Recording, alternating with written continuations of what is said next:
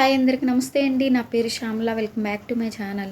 ఈరోజు వీడియోలో పరాటాలని ఎప్పుడు చేసేలా కాకుండా కాస్త డిఫరెంట్గా సీజన్కి తగ్గట్టుగా, ఇప్పుడు మామిడికాయల సీజన్ కదా, అందుకు మామిడికాయతో పరాటాని చూపిస్తున్నానండి. ఏంటి మామిడికాయ పరాటా ఏంటి అనుకుంటున్నారా?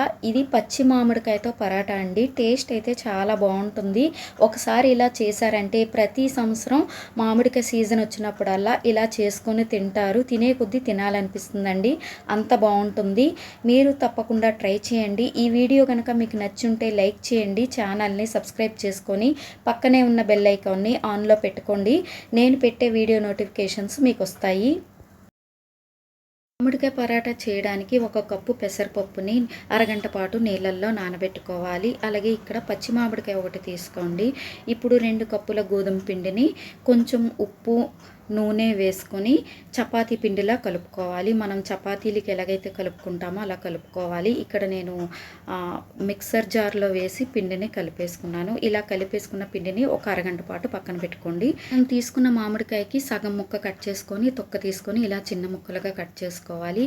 ఇక్కడ నేను కొంచెం పుల్లగా ఉన్న మామిడికాయ తీసుకున్నాను. ఏ మామిడికైనా వేసుకోవచ్చు, పర్వాలేదు. ఇప్పుడు కట్ చేసుకున్న మామిడికాయ ముక్కలన్నీ ఒక మిక్సీ జార్లోకి తీసుకోవాలి. ఇలా మిక్సీ జార్లోకి వేసుకొని ఇందులోకి ముందుగా నానబెట్టుకున్న పెసరపప్పు అంతా వేసేసుకోవాలి. అలాగే 1 ఇంచు అల్లం ముక్క, 1 పచ్చిమిర్చి, కొంచెం పుదీనా కూడా వేసుకొని ఇదంతా మెత్తగా మిక్సీ పట్టించుకొని పక్కన పెట్టుకోండి. ఇప్పుడు స్టవ్ వెలిగించుకొని 3 టేబుల్ స్పూన్ల ఆయిల్ వేసుకోండి. ఇందులోనే 1 స్పూన్ జీలకర్ర, 1 స్పూన్ సోంపు వేసుకోవాలి. అంతే అండి. ఇంక ఇందులో ఏ తాలింపు ఏమీ అవసరం లేదనమాట. ఇప్పుడు ఇవి కొంచెం చిటపట్లాడిన తర్వాత ముందుగా మనం పెసరపప్పు, మామిడికాయని పేస్ట్ చేసుకున్నాం కదా, ఆ పేస్ట్ అంతా ఇందులో యాడ్ చేసుకోవాలి.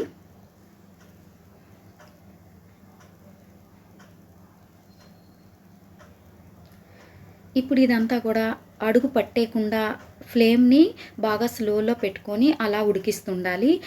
ఇందులో ఇంకా ఎలాంటి వాటర్ కానీ ఏమీ యాడ్ చేయకండి. ఏమీ వేయకుండా అలా ఉడికిస్తూనే ఉండాలి, కలుపుతూనే ఉండాలి. లేదు అంటే అడుగు పట్టేస్తుంది. ఎందుకంటే ఇందులో పెసరపప్పు వేసాం కదా.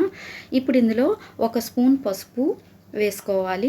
అలాగే కారం కావాలనుకుంటే వేసుకోండి. నేనైతే పచ్చిమిరపకాయ అందులో వేసాను కదా మిక్సీ పట్టించినప్పుడు, అందుకే ఇందులో కారం అనేది యాడ్ చేయట్లేదు. అలాగే రుచికి సరిపడినంత 1/2 స్పూన్ ఉప్పు కూడా వేసుకొని అంతా బాగా మిక్స్ చేసుకొని ఉడికించుకోవాలి. 10 నిమిషాల పాటు అలాగే ఉడికించుకోవాలి ఆయిల్లో.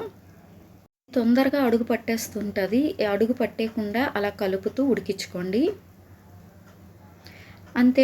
10 నిమిషాలు బాగా ఉడికిన తర్వాత స్టవ్ ఆపేసుకొని ఇది పూర్తిగా చల్లారనివ్వండి. ఇది కంప్లీట్గా చల్లారిన తర్వాత 2 నిమిషాల పాటు ఒత్తుకోండి. ఇలా చేత్తో ఒత్తుకుంటే సరిపోతుంది. ఇప్పుడు ముందుగా మనం కలిపి ఉంచుకున్న గోధుమ పిండిని తీసుకోండి. గోధుమ పిండి తీసుకొని అందులో నుంచి ఒక పిండి ముద్ద తీసుకొని ఇలా వీడియోలో చూపిస్తున్న విధంగా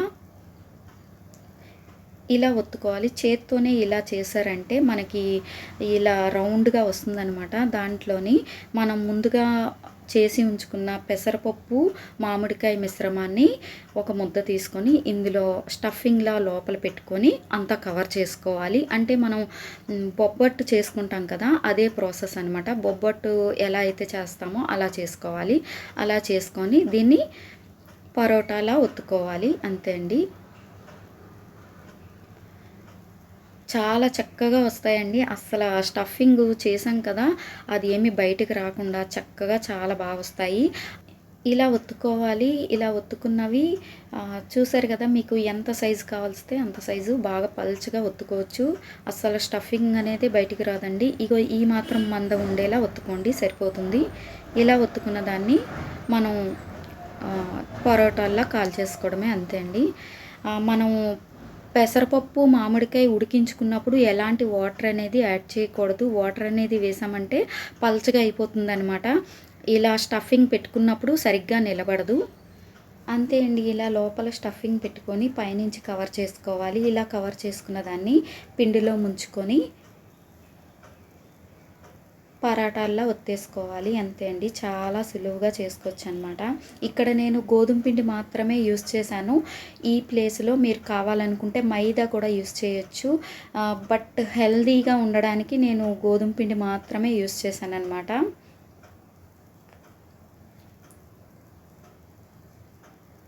ఇలా అన్నీ ఒత్తేసుకొని కాల్ చేసుకోవడమే అండి. చాలా సులువుగా చేసుకోవచ్చు. నాకైతే చాలా బాగా వచ్చాయి.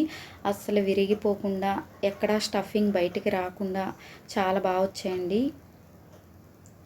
ఇక్కడ మీకు డౌట్ రావచ్చు, పచ్చి మామిడికాయ వేయడం వల్ల పరోటా ఏమైనా పుల్లగా ఉంటుందా అని.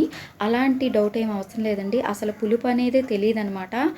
ఎందుకంటే ఇందులో మనం పెసరపప్పు వేయడం వల్ల మ్యాంగో పులుపుని అది బ్యాలెన్స్ చేస్తుంది. బ్యాలెన్స్ చేయడానికి మనం పెసరపప్పు అనేది మిక్స్ చేసామనమాట. ఈ రెండిటి వలన టేస్ట్ అనేది చాలా బాగుంటుందండి. మామిడికాయ పచ్చిగా ఉన్నప్పుడు ఒక టేస్ట్ ఉంటుంది, పండిన తర్వాత దాని టేస్ట్ మారుతుంది. అలాగే పండు మామిడికాయతో కూడా పరాటాలు అనేవి చేశారండి. అది కొంచెం స్వీట్నెస్ ఎక్కువ ఉంటుందన్నమాట అలా చేస్తే. ఈ పరాటా పచ్చి మామిడికాయ పెసరపప్పుతో చేసాం కదా, టేస్ట్ చాలా బాగుంటుంది. పెసరపప్పు టేస్ట్తో ఇది కొంచెం డిఫరెంట్గా టేస్టీగా ఉంటాయి. రెసిపీని మీరు కూడా ఇంట్లో ట్రై చేయండి. మీకు ఎలా వచ్చిందో మీ ఫీడ్బ్యాక్ని నాకు కామెంట్ బాక్స్లో చెప్పండి. చూసారు కదా, పొంగుతూ పరోటాలు అనేవి చాలా బాగా పొంగుతూ పొరలుగా చాలా బాగా వచ్చాయండి. ఈ వీడియో కనుక మీకు నచ్చుంటే లైక్ చేయండి, ఛానల్ని సబ్స్క్రైబ్ చేసుకోండి, బెల్ ఐకాన్ని ఆన్లో పెట్టుకోండి.